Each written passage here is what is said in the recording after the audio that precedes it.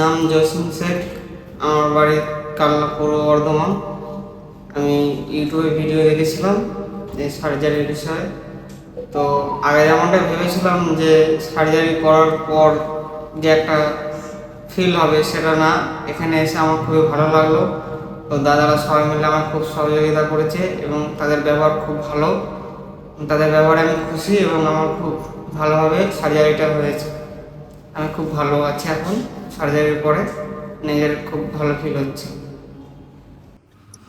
বন্ধুরা, ভাইয়ের কথাগুলো শুনলেন তো একটা কথা বলতে চাই, যারা এই অল্প বয়সে চুল হারিয়ে ফেলছেন তাদের কাছে মনের মধ্যে এমন একটা পরিস্থিতি তৈরি হয়েছে, কি করব তারা খুঁজে পায় না।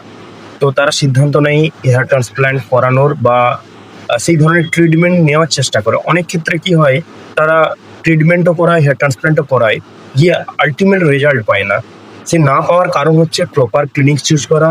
সেক্ষেত্রে শুধু ক্লিনিক চুজের ব্যাপারে তো অনেক কিছু আছে, সেই বিষয়ে তো বলবো। এখানে একটা বড় ইনফরমেশন হচ্ছে হেয়ার লাইন ডিজাইনিং।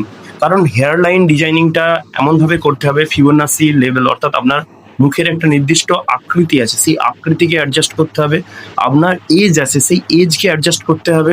সাথে আপনার ডোনার এরিয়ার কতটা ডোনার গ্রাফট, মানে ডোনার এরিয়া থেকে গ্রাফট এক্সট্রাকশন করা যাবে, তার উপরে সেই প্ল্যানিং করে ফিউচার ওরিয়েন্টেড প্ল্যানিং হতে হবে। অর্থাৎ আপনার এখন যা কন্ডিশন, সেই অনুযায়ী ভবিষ্যতে কি হবে সেই ভেবে কতটা রিসিভ করতে পারে ভবিষ্যতে, সেই হিসেবে গ্রাফটকে ডিস্ট্রিবিউট করাও একটা বড় কাজ।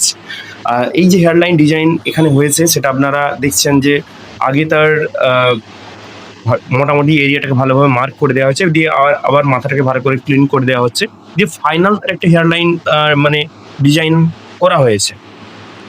তো এই যে বিষয়টা নিয়ে আমি কথা বলছিলাম, সে বিষয়টা হচ্ছে গিয়ে যখনই কোনো ইয়াং এজের কোনো পার্সনের হেয়ারলাইন ডিজাইনিং হবে, অবশ্যই তার ফিউচারকে মাথায় রেখে হেয়ারলাইনটা ডিজাইন করতে হবে।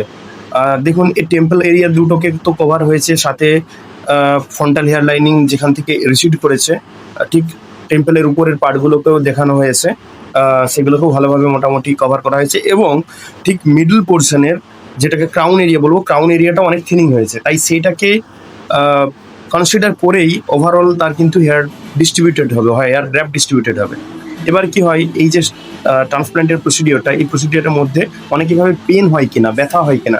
দেখুন, ব্যথা হয় না। বেসিক্যালি লোকাল অ্যানাস্থেসিয়া যেগুলো পাওয়া যায়, বেসিক্যালি সার্জারির জন্য যে লিমিটেড মেডিকেল স্ট্যান্ডার্ড গাইডলাইন হিসেবে ফলো করে লোকাল অ্যানাস্থেসিয়া দেওয়া হয়, সেই অ্যানাস্থেসিয়া দেওয়ার পরেই আপনার কিন্তু স্লিট ওপেনিং হয়। এই স্লিট ওপেনিংটা অর্থাৎ মাথায় ছিদ্র করা হয় ছোট ছোট, যাতে করে গ্র্যাপটা ইমপ্ল্যান্ট করা যায়। এটা দুটো টেকনিকে হয়, একটা নিডল টেকনিক আর আরেকটা হয় হচ্ছে সাফায়ার। এখানে যে ব্লেডটা ইউজ করা হয়েছে বেসিক্যালি সেটা সাফায়ার ব্লেড।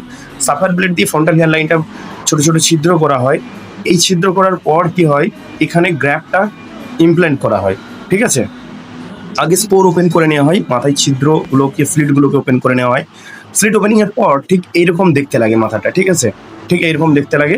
তারপরে গ্র্যাপগুলোকে এক্সট্রাকশন করে নেওয়া হয়। ঠিক আছে, গ্র্যাপগুলো এক্সট্রাকশন করে নেওয়ার পর কি হয়, এই যে মাথার পিছন থেকে গ্র্যাপ এক্সট্রাকশন চলছে, তো গ্র্যাপ এক্সট্রাকশন করে নেওয়ার পর এই গ্র্যাপগুলোকে সেগ্রিগেট করে মাথায় প্লেস করে দিই। যেমন এই ফ্রন্টাল হেয়ার লাইনে প্লেস হয়ে গেছে এবং এর ক্রাউন এরিয়াতে প্লেসমেন্ট চলছে। কারণ মিডল পোর্শনে যথেষ্ট হেয়ারের ভলিউম ছিল এবং ডেন্সিটি ভালো আছে। ফ্রন্টাল হেয়ার লাইন এবং টেম্পল এরিয়া রিসিড করেছে এবং ক্রাউন এরিয়াটা অনেকটা মানে পাতলা হয়ে গিয়েছিল। সেই জায়গাটাকে কনসিডার করে তার সেখানে ইমপ্ল্যান্ট করে দেওয়া হচ্ছে গ্র্যাপ, যাতে করে ফিউচারে আর সেই জায়গা থেকে হেয়ার থিনিং না হয়। তাই এই বিষয়গুলোকে কনসিডার করে হেয়ার লাইন ডিজাইনিং হয় এবং গ্র্যাপটের প্লেসমেন্ট হয়।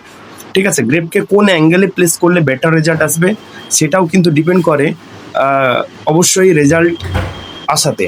আরেকটা হয় গ্র্যাপকে প্রপার হ্যান্ডেল করা, অর্থাৎ গ্র্যাপকে নিয়ে কীভাবে তাকে প্লেস করছে, সেই গ্র্যাপকে কীভাবে ধরছে।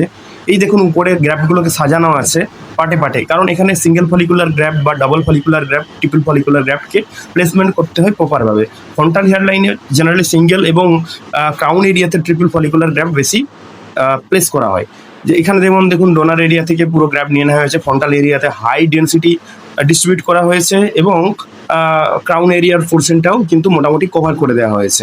আর আপনার যদি হেয়ার রিলেটেড কোনো সমস্যা থেকে থাকে, আপনি যদি এই বিষয়ে জানতে চান বা সাহায্য চান, স্ক্রিনে দেওয়া নাম্বারে যোগাযোগ করতে পারেন।